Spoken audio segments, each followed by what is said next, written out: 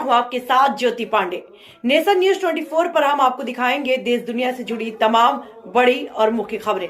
तो चलिए शुरुआत करते हैं कुछ खास खबरों से। अखिल भारतीय पिछड़ा दलित वनवासी सम्मेलन हुआ संपन्न। खबर गाजीपुर जनपद के विधानसभा जखनिया अंतर्गत बेलहरा में अखिल भारतीय पिछड़ा दलित वनवासी सम्मेलन का कार्यक्रम आयोजित किया गया, जिसके मुख्य अतिथि गाजीपुर लोकसभा के सांसद पद हेतु भारतीय जनता पार्टी के अधिकृत प्रत्याशी पारस राय के द्वारा बिरसा मुंडा व भारत माता के चित्र पर दीप प्रज्वलित कर कार्यक्रम का शुभारंभ किया, जिसमें अखिल भारतीय दलित पिछड़ा वनवासी समाज एवं पिछड़ा वर्ग के आए हुए लोगों को केसरिया साफा पहनाकर सम्मानित किया। उन्होंने आगामी 1 जून को होने वाले लोकसभा चुनाव में मतदान के दिन कमल के फूल पर बटन दबाने की अपील की, जिससे कि भारत के प्रधानमंत्री नरेंद्र मोदी को पुनः प्रधानमंत्री बनने में आप लोगों का विशेष योगदान होगा। साथ ही अपने गाजीपुर जनपद के विकास के लिए सदैव तत्पर व गाजीपुर का प्रतिनिधित्व करने के लिए 24 घंटे आपकी सेवा के लिए सदैव समर्पित रहूंगा। इस कार्यक्रम के विशिष्ट अतिथि मदन लाल भारती, अध्यक्ष अखिल भारतीय पिछड़ा दलित वनवासी संघ, राम मूर्ति बासफोर, राष्ट्रीय अध्यक्ष अखिल भारतीय बाजपुर महासंघ, कार्यक्रम की अध्यक्षता रामराज वनवासी, पूर्व प्रत्याशी विधानसभा जखनिया आदि लोग मौजूद रहे। साथ ही साथ जखनिया विधानसभा प्रभारी रामजी मोदनवाल, राजू मधेसिया सभासद व जितेंद्र सिंह भी मौजूद रहे। Bureau chief Ajit Modanwal. तो मुझ जैसा सामान्य कार्यकर्ता क्यों बनता भारतीय जनता पार्टी का प्रत्याशी? हम तो कभी टिकट नहीं मांगने गए, कभी सोचे भी नहीं कि ये चुनाव लड़ना है, लेकिन नेताओं ने कहा कि तुम्हें चुनाव लड़ना है, मैंने स्वीकार किया। आज रात दिन चलकर मुझे लग रहा है कि जब नेतृत्व ने यह काम सौंपा है, इस काम में भी मुझे सफलता मिलनी चाहिए, चाहे जैसे भी। लेकिन आप कल के सभा के बाद कुछ लोग बड़े उत्साही हो गए हैं। जब नामांकन हुआ तो कुछ लोग बड़े उत्साह में हैं, लेकिन जो विरोधी है ना, उसके बारे में ठीक से जानिए। कितनी पार्टियां बदल चुका है, चारों धाम कर चुका है, कोई धाम बचा नहीं है। सपा बसपा कांग्रेस फांग्रेस जितनी भी पार्टियां हो सकती है इस देश के भीतर। आश्चर्य तो ये कि माननीय सांसद जी बसपा के सांसद हैं, इस्तीफा भी नहीं दिया बसपा से, और सपा से चुनाव लड़ रहे हैं। हमसे लोग पूछते हैं कि आपके सामने तो बहुत बड़ा माफिया ये वो चुनाव लड़ रहा है। हमने कहा वो तो ठीक से जानते हैं। आप जान लीजिए कि प्रदेश में योगी जी का शासन है, न कोई माफिया है, न कोई भू माफिया है, न कोई कुछ है। जो था वो जमींदोज हो गया, नहीं तो ऊपर चला गया, न जेल के शिक्षों के भीतर बंद है। ये आप भी ठीक से जान लीजिए।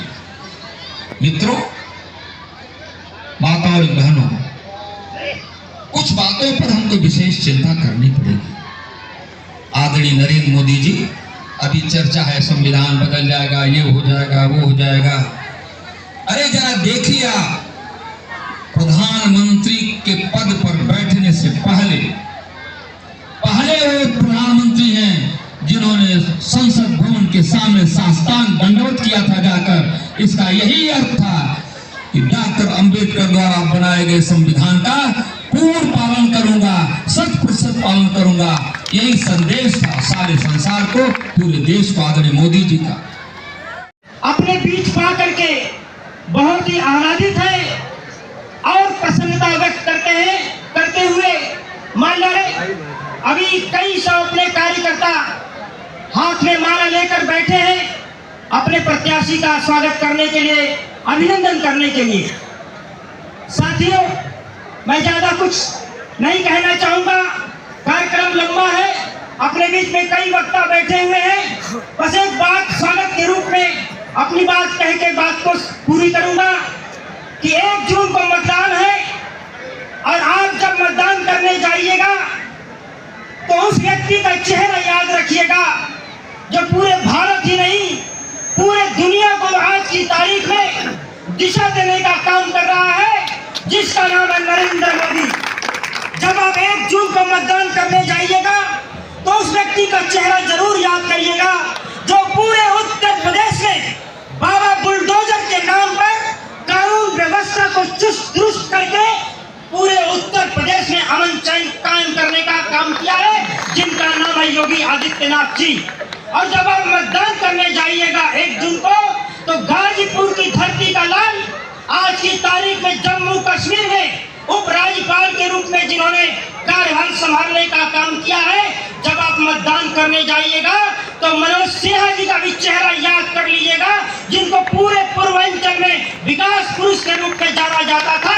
उनको भी याद करके आप 1 जून को मतदान कीजिएगा और भारी से भारी मतों से जो मोदी जी ने नारा दिया है कि अब की बार 400 पार, फिर से बोलेंगे अब की बार 400 पार, उस 400 पार की माला में गाजीपुर का भी एक फूल सिर्फ पारसनाथ राय जी के रूप में दिल्ली भेज करके आप मोदी जी के उस माला के रूप में आप स्थापित कीजिएगा। आप जाकर तारी घाट देखिए, वह रेल का विहंगम दृश्य, नीचे नीचे रेल जा रही है, ऊपर से आपकी मोटर जाएगी, रेल दौड़कर दिलदार नगर से गाजीपुर आएगी, गाजीपुर से दौड़कर मित्रों मऊ जाएगी, मऊ से औड़िहार जाएगी। रेल का इतना बड़ा त्रिकोण बनेगा कि पूरे देश में रेल का इतना बड़ा सेंटर नहीं होगा। अगर मनोज सिन्हा रहे होते तो 3 वर्ष का समय दिया था उन्होंने, 3 वर्ष में सारी योजनाएं पूरी हो गई होती। 5 वर्ष ये काला अध्याय रहा इस जिले के लिए। तनिक भी कोई विकास के लिए आदरणीय सांसद जी ने एक पत्र भी नहीं लिखा रेल मंत्रालय को। इसके लिए कौन हाथ पकड़ा था? लेकिन आपको इतना आश्वस्त करता हूं, यदि पार्लियामेंट जाने का मौका मिला, यदि 14 से चला विकास का रथ 19 में जो रुक गया था, उसको दुगुनी ताकत से आगे बढ़ाने का प्रयत्न करूंगा। मित्रों, दुगुनी ताकत से आगे बढ़ाने पैसे का भी दाग दिखाई पड़ेगा आपको तो दोबारा आपके सामने मुंह दिखाने में ही आऊंगा। और तीसरी बात जो कहता हूं कि रात दिन आपके कदम से कदम मिलाऊंगा, आपके कंधे से कंधा मिलाऊंगा, आपके बीच में उपस्थित रहूंगा, आपके मान सम्मान पर कभी कोई आंच नहीं आने दूंगा, कभी कोई आंच नहीं आने दूंगा। इतनी बात कहकर अपनी बात समाप्त करता हूं। भी आ गए हैं, सीना ऊंचा हो जाता है यह देख करके। हमने काम किया, हमने पढ़ाया लिखाया। सांसद जी से पूछिए जो 19 से अब तक थे, अब तक हैं भी, उनसे पूछिए कि 5 साल आप कहाँ थे? यहाँ थे नहीं, पार्लियामेंट में थे नहीं, तो कहाँ थे भाई बताइए? और हमसे पूछते हैं, मीटिंग में पूछते हैं कि आपने मास्टर साहब को देखा है? तो उनके लोग कहते नहीं देखा, नहीं देखा, नहीं देखा। अरे हम तो इस क्लास में पढ़ा रहे थे, हमको कैसे आप देखेंगे? देखने दिखाने का जिम्मा तो आपने लिया था। पार्लियामेंट में शपथ खाई थी आपने कि जहां से जीता हूं जनता की सेवा करूंगा। आपने तो धोखा दिया है जनता को। इसलिए जनता को भी, समाज को भी उचित विचार उनके ऊपर करना चाहिए। हमारे मित्र कहते हैं, अशोक पांडे हैं यहाँ, कि बार बार उनका नाम मत लीजिए। हमने कहा भाई कि बात होगी राजनीति की, 14 और 19 से 24 में जब अंतर करना पड़ेगा तो नाम लिए बिना कैसे रहा जा सकता है?